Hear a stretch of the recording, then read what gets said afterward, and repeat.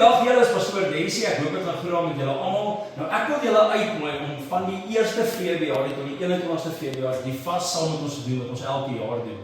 Nou as jy wil weet hoe die vas werk, gaan ek jou vra om vir ons te gaan kyk na ons webwerf, om te gaan kyk na die app wat binnekort beskikbaar gaan wees en daar gaan jy die 10 dae voorbereiding wat ons alles saam met jou deur gaan, daar gaan jy alles kry.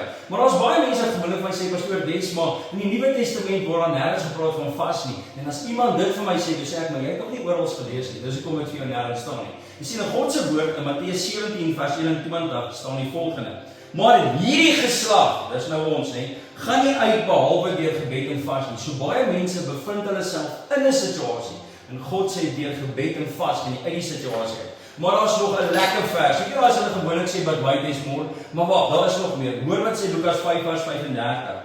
Maar daar sal dae kom wanneer die bruidegom van hulle af weggeneem word, dan sal hulle vas in daardie dae. So die bruidegom is van ons al weggeneem en in daai dae sê God se woord sal jy miskien vas. Gaan jy dalk vas? Nee, die woord van God sê as jy 'n disipel is van Christus, sal jy vas. Nou so baie mense wat vra Pastoor, maar wat se vas doen ons? Doen ons een waar jy sonder water is? Gaan jy een wat jy sonder kos is? Wat sien doen ons? Nou ons kan daai twee vasse doen later in die jaar, maar die vas wat ons doen is die een wat jy kry in Daniël 10. En daar's baie van julle wat vra Pastoor, maar hoe werk die vas?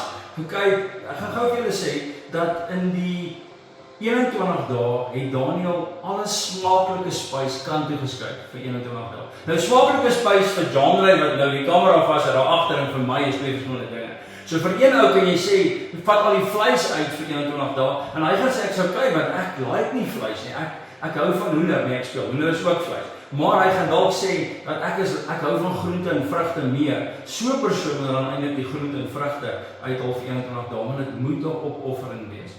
In Lukas 5 vers 35 leer ons dat God praat daar deur die disipel Lukas en hy sê die volgende. En hier is vir my so mooi, is dat ons gaan nie uit iets, hulle sal vas. Hy sê dit eintlik daar so mooi. Hy sê hulle sal vas.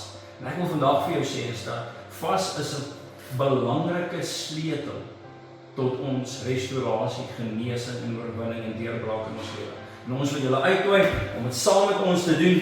Tel jou sleutel op, vas saam met ons en geniet dit saam met ons. 'n Geseënde dag vir jou verder.